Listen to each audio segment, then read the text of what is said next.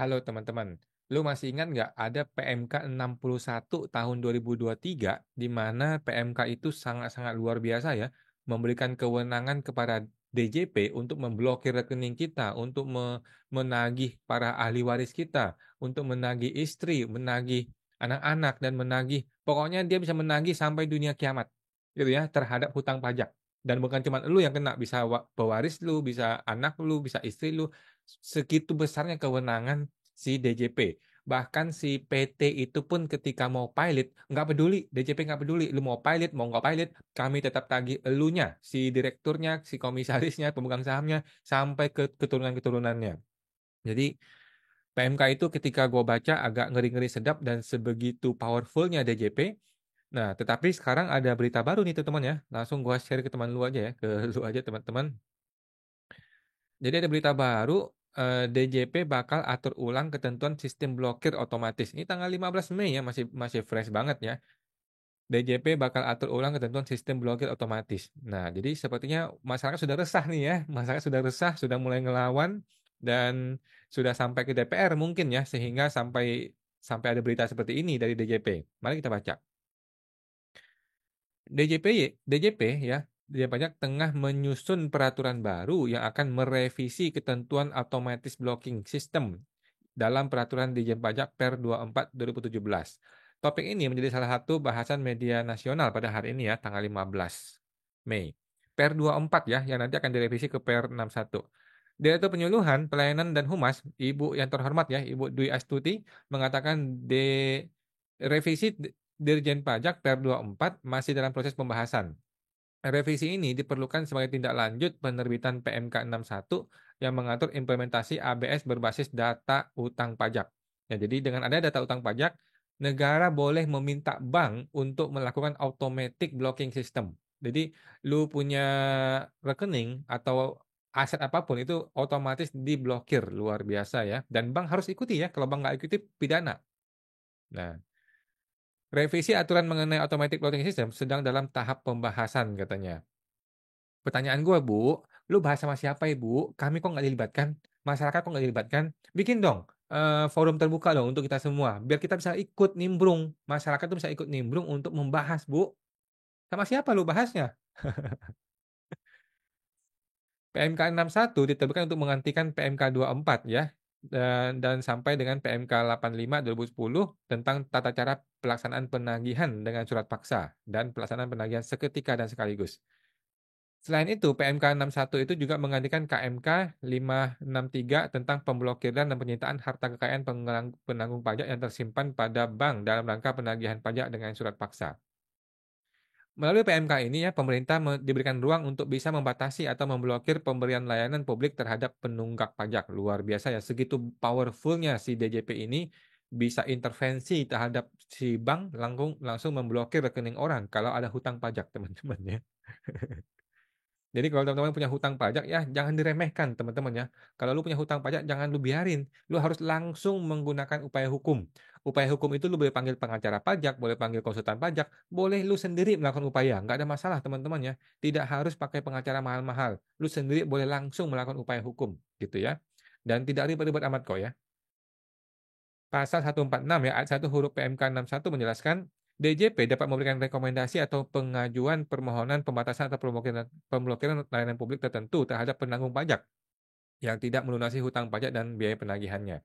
Jadi kalau hutang pajak lu nggak lunas, ya dia bisa mengajukan berbagai macam. Blokir paspor lu bisa terjadi, blokir KTP bisa terjadi, blokir kalau kartu kredit gimana ya? Belum tahu deh. Pokoknya eh, hidup lu akan dibikin susah oleh negara ini kalau lu masih punya hutang pajak yang lu biarin gitu. Jadi sebaiknya segera diproses ya kalau memang ada hutang pajak ya.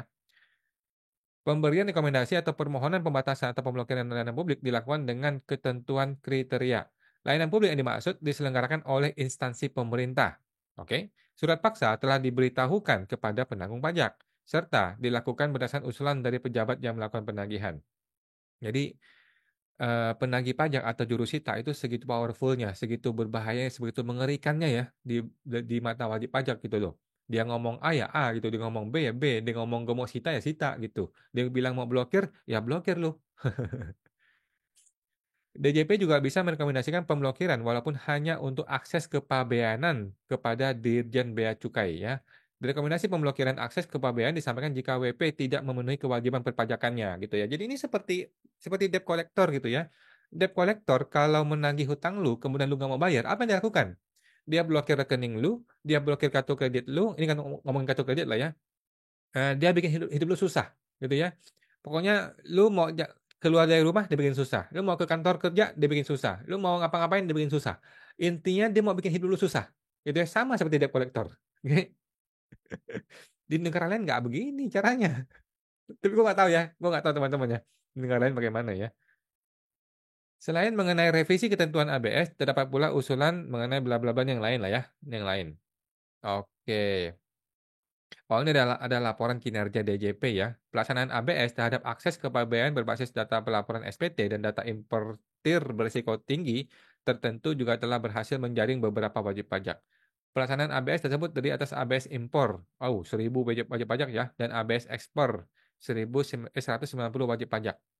Oke, apakah ini mengenai ABS yang sama dengan yang gua barusan ngomongin ya? Gua nggak tahu juga ya, takutnya berbeda nih. Jadi gini teman-teman ya, gua punya pengalaman nih ya, ada klien gua di negeri Wakanda gitu ya, tiba-tiba rekening diblokir. Kemudian dia kaget dong, dia shock dong, panggil gue bla bla bla. Gue bilang, ya langsung aja upaya hukum gitu. Ini tuh oknum bukan oknum ya. Ini oknum iya, tetapi memang dia menjalankan tugas. Itu ya, sesuai dengan perintah undang-undang. Dia digaji oleh negara untuk melakukan itu, gitu ya. Jadi ya langsung upaya hukum, lu nggak usah basa-basi lagi, nggak usah, Bu, kenapa begini, Pak, kenapa begini, nggak usah, langsung upaya hukum, ya langsung lu gugatan ke pengadilan tuh, DJP lu tembak 100 miliar tuh lu gugat ke DJP gitu ya. Nah, perbuatan melawan hukum lu gugat gitu, biar tahu rasa gitu ya, nggak sembarangan memblokir orang gitu. Tetapi nggak berani si WP-nya, nggak berani, akhirnya gimana? Ya sudah deh, terpaksa dia nurut, gitu kan. Nah, bayar pengacara nggak sanggup ya, mungkin kemahalan, bayar gua juga mungkin nggak sanggup gitu ya. Akhirnya ya udah, yang terjadi apa? Yang terjadi adalah si wajib pajak jadi ngomel-ngomel, jadi cerita ke temennya, ke saudaranya, bla bla bla. Yang terjadi adalah persepsi terhadap wajib pajak, terhadap DJP buruk gitu loh. Persepsi terhadap DJP itu jadi mengerikan, jadi menakutkan, jadi buruk, jadi makin jelek gitu loh. Kenapa? Karena upaya pemblokiran seperti ini tuh tidak ada edukasinya, tidak ada pemberitahuan di awalnya dan sebagainya gitu. Tiba-tiba orang diblokir. Gitu. Itu kisah nyata teman-teman ya di negeri Wakanda. Ada lagi klien gua diblokir juga rekeningnya. Diblokir rekening nggak banyak sih, rekening nggak banyak ya. Untungnya nggak banyak diblokir ya. Nah, pertanyaan gue begini, apakah wajib pajak setelah rekening diblokir dia jadi jerak? Jawabannya enggak, Bos. Kagak, Bos. Kagak ya. Orang nggak jadi dijerak gara-gara rekening diblokir. Kenapa? Karena ketika dia mempertanyakan, jadi gini, biasanya rekening diblokir itu biasanya itu kejadian mungkin 3 tahun yang lalu, 4 tahun yang lalu. SKP-nya, SKP itu sudah 3 tahun, 4 tahun yang lalu, yang bahkan mungkin bermiliar-miliar gitu. Jurusitanya tidak punya akses terhadap si si SKP. Jurusita tidak tahu SKP ini mengenai apa. Si wajib pajak juga kadang-kadang juga nggak tahu ya, karena si oknum, si pemeriksaan kan si oknum ya, sehingga waktu dia dapat SKP pun ya cuma di asal-asal aja, dia nggak ngerti juga gitu. Nah, gara-gara jurusita tidak dapat akses terhadap SKP, dia nggak tahu isinya apa, dia cuma tahu menagih, sama seperti debt collector, tugasnya menagih. Memang itu undang-undangnya begitu gitu loh. Akhirnya si wajib pajak ketika diblokir tidak teredukasi, tidak menjadi jerak. Yang dia pikir adalah, wah bangsat nih lu, cara kasar lu begini ngeblokir gua gitu loh. Akhirnya begitu pola pikirnya si wajib pajak yang tidak teredukasi. Dia tidak dikasih tahu SKP begini-gini loh ceritanya loh. Bahkan sudah lupa gitu. Jadi yang justru terjadi adalah si WP itu jadi pinter dalam menyembunyikan hartanya gitu ya. Kan harusnya kan kita berharap WP itu berpikir seperti ini. Kita berharap nih ya, oh gua salah ya.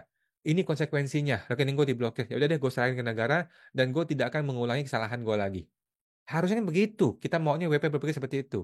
Tetapi enggak. Yang terjadi adalah WP berpikir, waduh, kalau gini caranya, kalau gitu gue gimana caranya yang gue menyembunyikan harta gue ya? Gimana caranya ya supaya gue Bisa segera mengamankan harta gue, aset gue. Mungkin segera dibalik nama mobilnya, segera dijual rumahnya, ambil uang cash taruh di rumah, beli emas dan sebagainya. Pokoknya harus disembunyikan, gitu loh. Kan jadi salah pola pikirnya, Bos. Jadi salah ya. Jadi DJP itu tujuan jangka pendeknya berhasil. Duitnya dia dapatkan, dia blokir rekeningnya, dia ambil uangnya. Oke, tujuan jangka pendeknya berhasil, uang masuk ke negara. Oke, tetapi tujuan jangka panjangnya gagal. Orang jadi tidak sustainable. Orang jadi tidak apa? Jadi tidak membayar pajak secara rutin. Kan itu kita maunya gitu. Tetapi kan sekali lu tembak gede, dia merasa merasa depresi, merasa lu kurang ajar gitu, akhirnya dia menghilang. Gitu ya.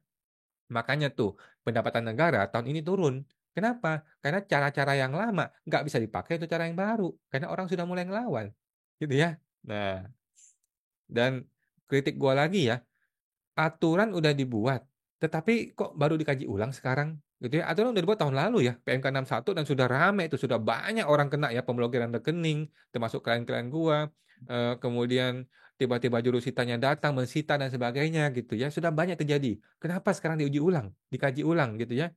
Harusnya kan pengkajian terhadap sebuah undang-undang atau PMK dibikin sebelum disahkan kan gitu. Sebelum disahkan dikaji dong, ya kan?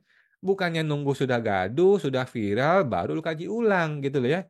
Buk Bukannya sebuah aturan itu harus nunggu viral dulu, nunggu gaduh rame dulu, baru lu kaji ulang. Enggak, Bos ya. Sebelum lu terbitkan undang-undangnya, lu harusnya sudah mengaji secara final, Bosku.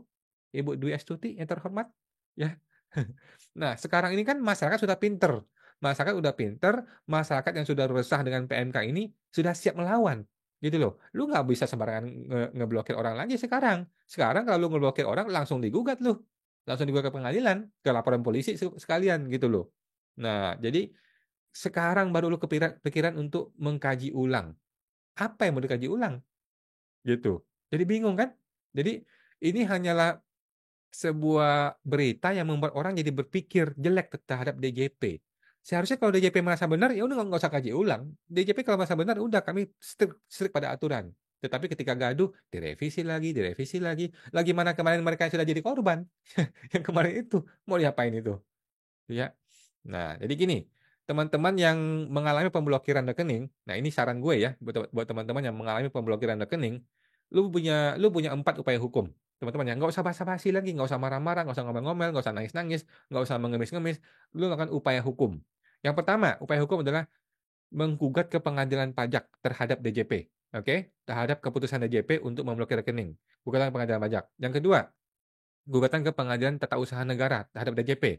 Lu bisa menggugat contohnya, gua tidak dikasih waktu untuk menganalisa. Gua tidak dikasih waktu untuk melakukan pembelaan diri dan sebagainya ya, kirim ke Petun, Pengadilan Tata Usaha Negara. Yang ketiga, lu bisa menggugat ke pengadilan negeri. Terhadap siapa? Terhadap si bank. Oke? Bank lu gugat aja ya. Banknya itu ya, bank yang memblokir itu lu gugat aja. Masalah menang atau kalah urusan belakangan teman-teman ya. Kita gugat dulu. Karena lu merasa hak lu hilang. Kan yang punya rekening siapa? Yang punya rekening lu. Tetapi uangnya nggak bisa lu akses. Ya, berarti kan potensi ada perbuatan melawan hukum.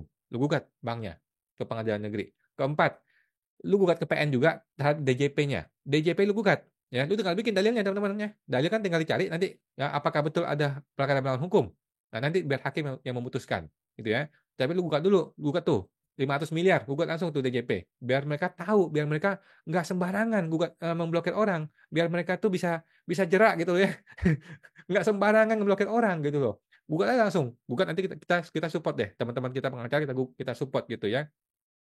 Supaya si oknum-oknum tuh nggak sembarangan, nggak apa namanya ya, nggak merasa dia over powerful sehingga dia bisa sembarangan memblokir orang, gitu ya teman-teman ya. Bukan aja. Nah, kelima, tambahin deh, bikin laporan kepolisian, ya, bikin laporan kepolisian, eh, gugat secara PMH, gitu. Biar nanti kalau memang terbukti ada unsur pidana, biar masuk penjara tuh orang, biar tahu rasa juga dia ya, gitu.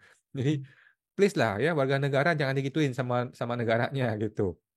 Ya cuman perlu diketahui juga ya buat wajib pajak ya kalau bisa ya lu juga jangan membiarkan SKP ya. Kalau ada SKP langsung diproses, ada STP langsung diproses. Jadi kebiasaan orang ya, terutama yang koboi-koboi ini ya, para pengusaha-pengusaha koboi gitu, kalau ada SKP santai aja dia, ada pemeriksaan santai aja dia. Sehingga begitu terbit SKP sekian uang besar, dia merasa, "Ah, gua nggak sanggup bayar, nggak usah lah, cuekin aja." Lah, tiba-tiba 3 tahun lagi, rekening diblokir, kan lu juga salah gitu ya. Nah, jadi sebagai pemerintah kita berharap tidak sewenang-wenang, tidak terlalu keras kepada warganya, dan kepada warga negara juga, lu juga jangan jangan cuek sama pajak ya, lu harus bayar pajak dengan benar, dengan jujur, kalau emang salah ya lu tanggung jawab, begitu. Tetapi kalau lu merasa lu dikerjain, dipermainkan, atau disewenang-wenangkan oleh si oknum, ya lu boleh upaya hukum, teman-teman ya. Negara ini adalah negara hukum, kita boleh melakukan upaya hukum yang resmi, teman-teman ya. Oke, itu teman-teman, semoga terbantu, sampai jumpa lagi.